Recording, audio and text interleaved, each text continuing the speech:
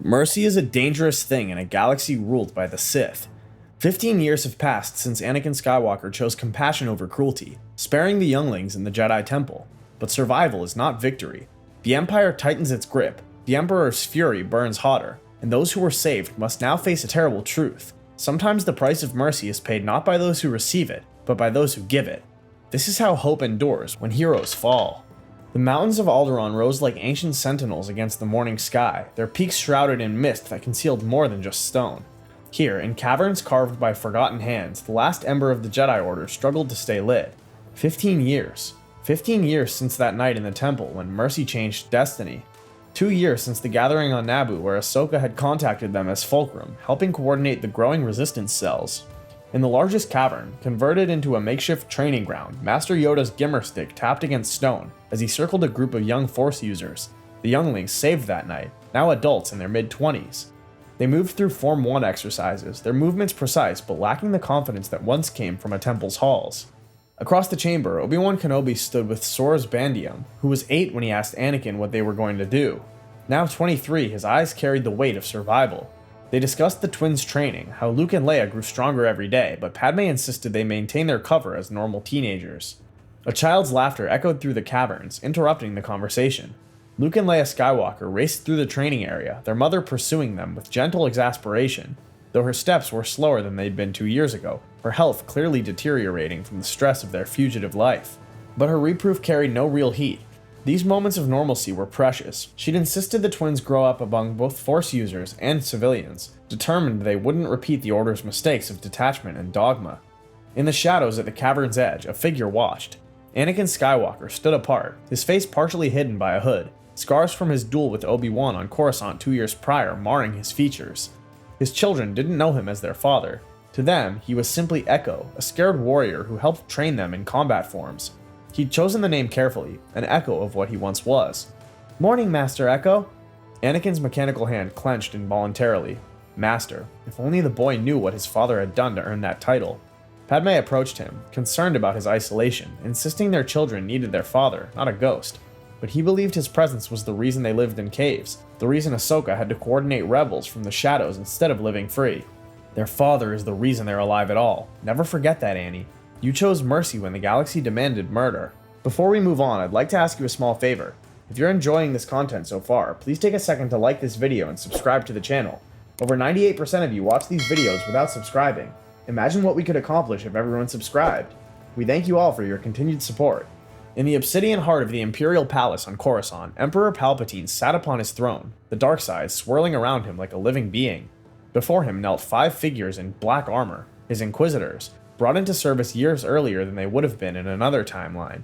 The Emperor spoke of his knowledge, 15 years since Lord Vader's transformation, yet he could sense disturbances, ripples in the Force that shouldn't exist. His apprentice lived, wounded, hiding, but alive. He could feel Anakin's fear every time he looked at his children. Your failures do not interest me, Inquisitor. Results do. The Jedi Younglings Skywalker saved are adults now, trained, dangerous. Find them. Find him. Use whatever means necessary. The throne room's holoprojectors activated, displaying the Empire's propaganda. Images of a helmeted figure labeled Lord Vader, portrayed as a martyred hero who died defending the Republic from Jedi traitors. But Palpatine had recently begun spreading new whispers that Vader might have survived, corrupted by the Jedi. 15 years of patience. Letting you think you were hidden, letting you grow comfortable. But I've always known, Anakin. Every nightmare you have, every moment of guilt, I feel it all. And now that your children are old enough to suffer properly, now the real game begins.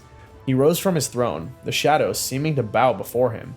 He ordered the Inquisitors to double the bounties on Force sensitives, triple the pressure on Alderaan. Bail Organa had been far too comfortable for a supposed loyal senator. The sleeper agents would be activated. If Skywalker cared so much for younglings, that compassion would become bait.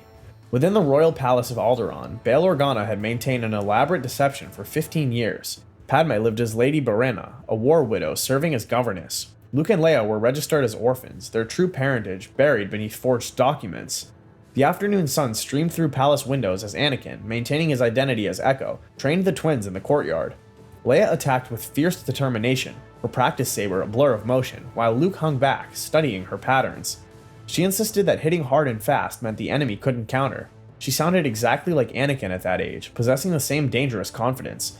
No, That thinking leads to terrible things. Luke, show your sister the value of patience.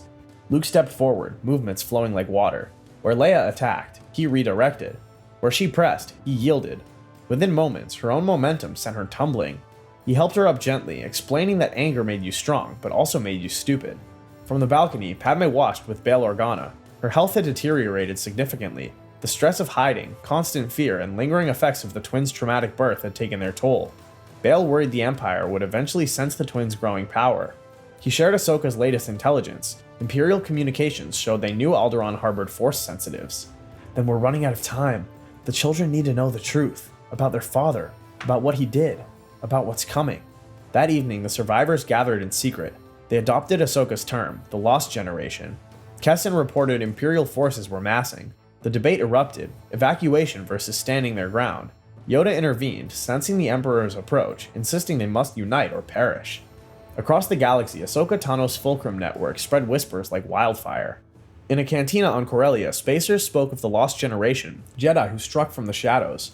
On Ryloth, Twi'lek resistance fighters claimed one of their own, saved from the temple, and returned to free slaves. Every story grew in the telling. In a hidden base on Dantooine, Mon Mothma met with Bail Organa via encrypted hologram, while Ahsoka participated through her own secure channel. The stories were spreading faster than they could control. People were beginning to hope again.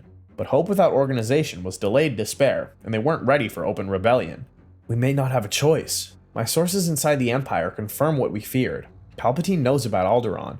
He's known for years. He's been waiting for the twins to mature, for Anakin to get comfortable, for the perfect moment to destroy everything we've built in one strike. Back on Alderaan, tension within the hidden Jedi reached a breaking point.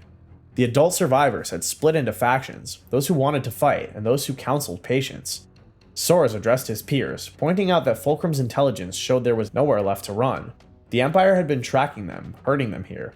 The Twi'lek survivor who'd asked if Anakin was saving them that night, now 21, argued they should make their stand as Jedi, not refugees. Meanwhile, in their private chambers, Anakin's guilt reached a breaking point. He stood before a mirror, seeing not himself, but the ghost of what he might have been. Vader, armored and powerful, or Anakin, the hero the galaxy needed. Padme entered, seeing his distress, but he remained bitter. He'd saved them from death only to condemn them to this half-life. She remained firm that they were alive because of his choice, but Anakin could feel Sidious, not just searching anymore, but coming. The Emperor had always known where he was, waiting for the perfect moment to take everything. No, when he comes, I face him alone. I won't let you or the children pay for my choices. It's time they know the truth, all of it.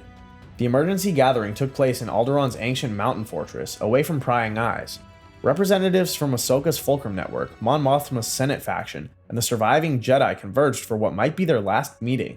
Bail Organa stood at the center, Mon Mothma at his side, while Ahsoka appeared via secure hologram. The Empire was coming for Alderaan, not just a raid, but a full assault. They had perhaps days, maybe less. Ahsoka's network could evacuate some, but not all. Hard choices had to be made about who would leave and who would stay to buy time. It was then that Anakin stepped forward, removing his hood, revealing his scarred face to the assembly. The gasps rippled through the crowd as he announced he would buy them the time they needed. The younglings he'd saved stared in shock. Their mysterious Master Echo was Anakin Skywalker. You've been here all along? Hidden among us while we thought you were dead? Anakin faced them all, explaining he was the reason they were all in danger. Palpatine didn't want them. He wanted Anakin. He'd betrayed the Emperor to save them, and Palpatine had been playing a long game of revenge ever since. Soros, emotional, began to speak of that night in the temple, but Anakin cut him off. He'd saved them from one death only to give them another, but no more. When Palpatine came, he would face him alone. This was his fault, his responsibility. But first, his children needed to know the truth.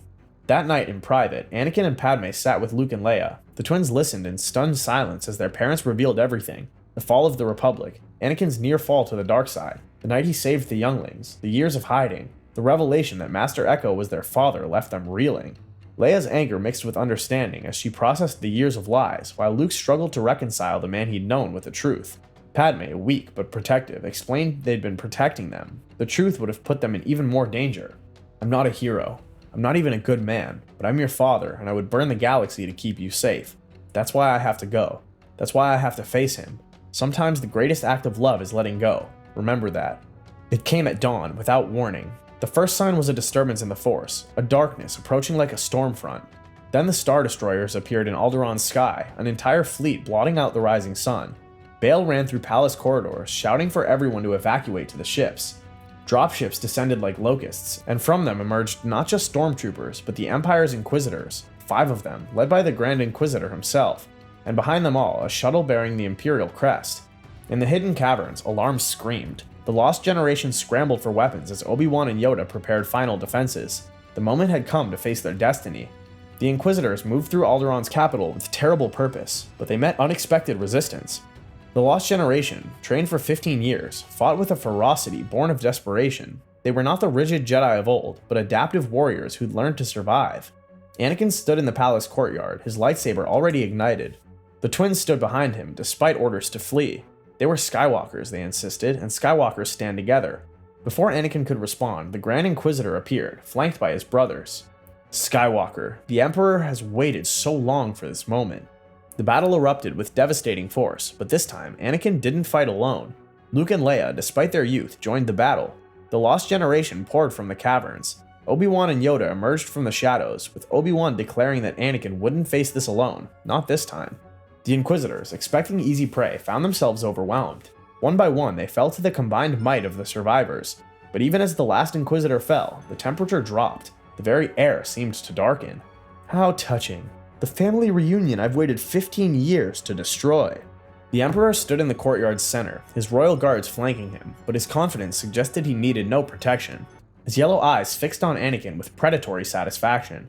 He spoke of how he'd always known where Anakin was, every single day for 15 years. Every nightmare, every moment of guilt, he'd savored them all.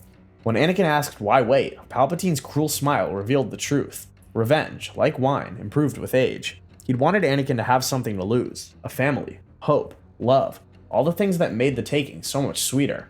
Padme appeared at the courtyard's edge, supported by Bail and Ahsoka, who had arrived with the last evacuation ships. Palpatine turned to her, noting she still lived, though barely, and promised that would soon be remedied.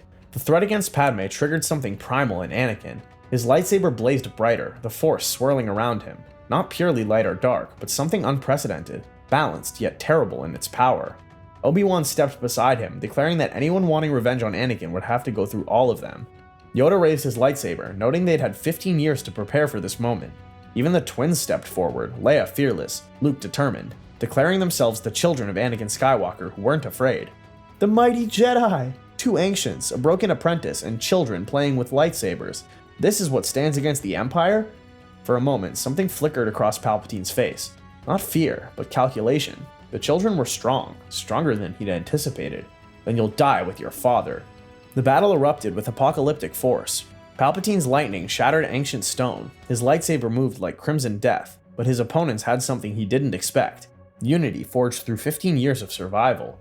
The Lost Generation formed a circle, using a technique Anakin had developed, not the rigid forms of old, but flowing adaptive combat that drew from their shared experiences. Yoda deflected lightning while Obi-Wan pressed the attack. The twins, despite their youth, moved in perfect synchronization, their bond through the Force allowing them to fight as one. And at the center, Anakin fought like nothing Palpatine had ever seen, channeling both light and dark, love and rage, hope and despair into a balanced fury that actually drove the Emperor back. Palpatine's genuine surprise showed as Anakin advanced, explaining what the Emperor never understood. The Force wasn't light or dark, it was both, and Anakin had spent 15 years understanding that. The caverns beneath them shook as the battle intensified. Above, Padme coordinated the evacuation with Ahsoka and Bail. The last transport was ready, but Padme refused to leave without her family, insisting she'd stood for 15 years and could stand a little longer despite barely being able to remain upright. Below, the tide began to turn. The combined assault was wearing Palpatine down. For the first time in decades, the Dark Lord of the Sith was losing, but desperation made him more dangerous. Enough! If I cannot have my revenge, then you'll all burn together! With a roar of rage, Palpatine unleashed a Force storm, dark side energy that threatened to tear the very planet apart. The younger fighters were blown back. Yoda barely erected a shield in time. Obi-Wan's lightsaber was torn from his grasp. The storm intensified, threatening to collapse the entire palace. Above, evacuation ships were being pulled from the sky. As the Force storm threatened everything, Anakin made his choice. Not between light and dark, not between Jedi and Sith, but the only choice that ever mattered, a father protecting his children. He reached deeper into the Force than ever before, touching both the light of love for his family and the darkness of rage against those who would harm them. Power erupted from him, creating a counterstorm that met Palpatine's darkness head-on. "You want to see what I am? I'm not Jedi, I'm not Sith, I'm a father, and you will not touch my children." The storms clashed, reality buckling under the strain. But Anakin had something Palpatine lacked. He wasn't fighting for power or revenge, but for love. Light gave him strength, darkness gave him power, and love gave him the will to use both. With a final surge, Anakin's storm overwhelmed Palpatine's, sending the Emperor crashing into palace walls. But the effect tore Anakin apart, cells rupturing, organs failing. The human body never meant to channel such power. Palpatine struggled to rise, grievously wounded. Anakin advanced despite blood streaming from his eyes, explaining that love was the strongest passion of all. With his last strength, he created a force barrier around Palpatine, containing him long enough for escape. The Emperor fled, wounded perhaps mortally. Anakin collapsed. His family rushed to him, Padme cradling his head and the twins kneeling beside him. He touched Luke's face, telling both twins to find balance. To Padme, he whispered she'd been right. He was always Anakin. "Brother, forgive me." "There's nothing to forgive, Anakin. You saved us all. You brought balance, just as the prophecy foretold. The Force will be with you, always." Anakin's body faded into light, becoming one with the Force completely. There was no body to burn, but they held a ceremony on a hill overlooking Alderaan's lakes. The official records would never mention it. To the galaxy, Anakin Skywalker died a terrorist, but those who knew the truth stood vigil through the night, each holding a lit saber in tribute. Fulfilled the prophecy he did. Balance, brought not through victory, but through sacrifice. Obi-Wan watched the lights reflect on water, noting Anakin saved the Younglings twice, from death and from becoming rigid, unfeeling Jedi. The Empire's response was chaos. Palpatine vanished, some said dead, others recovering. Without leadership, governors fought among themselves. The Death Star project stalled. The Empire's grip loosened considerably. Padme lasted 3 more years before succumbing to accumulated strain. She died peacefully, surrounded by family. Her final message, recorded by Ahsoka and spread through Fulcrum networks, declared her husband had chosen love over power. The lost generation lived. The rebellion Anakin made possible would begin now. Bail Organa took the twins, who proudly carried their heritage. The younglings Anakin saved scattered with purpose, not fear. Source, now their leader, spoke of triple salvation, from temple death, from old order dogma, and finally showing balance meant choosing love over fear. Yoga retreated to Dagobah with new Force wisdom. Obi-Wan went to Tatooine as a guardian, spreading his brother's legacy. Ahsoka's network evolved into the early rebellion. At 18, Luke and Leia stood before rebels, purple lightsabers ignited, the color of their father's final balance. Our father was the chosen one, but not in the way anyone expected. He didn't destroy the Sith or the Jedi. He showed us a third path. The Empire rules through fear. The old Jedi ruled through detachment. We offer something different. Strength through connection, power through compassion, victory through sacrifice. Agreement erupted. The rebellion had found symbols in the complicated children of a complicated man. The Empire endured, wounded and chaotic. Palpatine emerged scarred beyond recognition, his power fractured. He ruled through terror now, building superweapons because he could no longer trust his own strength. Across the galaxy, the lost generation became legend. Force users unbound by ancient codes, fighting with passion and compassion equally. They spread Anakin's lesson: attachment isn't weakness when tempered with wisdom. The story changed. Not Vader the monster, but Anakin the father who faced an empire to save 12 younglings. His mercy created ripples that became waves. Dozens of Force users where none should exist. A rebellion with trained warriors, twins who knew their power. Their philosophy, carved in hidden temples. Between light and shadow stands choice, and in choice, balance. This is Skywalker's lesson. Mercy reshapes destiny, love transcends power, and one act of compassion can change everything. 20 years later, Luke heard his father's voice while attacking the Death Star, an echo in the Force. Leia felt him commanding the rebellion, woven into the Force itself. The binary suns set over Tatooine as Obi-Wan stood watching, seeing them clearly. Qui-Gon, Anakin, and Padme, together at last, watching over a galaxy that would never forget the price of mercy. If you enjoyed this journey into the shadows of what might have been, remember to hit that subscribe button and join us for more explorations of the infinite possibilities within that galaxy far, far away. May the Force be with you, always.